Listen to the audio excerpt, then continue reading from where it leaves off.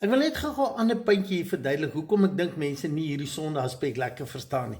Paar plekke in die woord staan daar, indien dis moeilik vir 'n ryk man om in die koninkryk van God in te gaan, né? En met al sy verduideliking.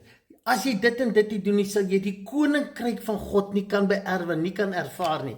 Nou onthou ek het dit al gesê. Die koninkryk is nie die hemel. Dis nie 'n plek nie.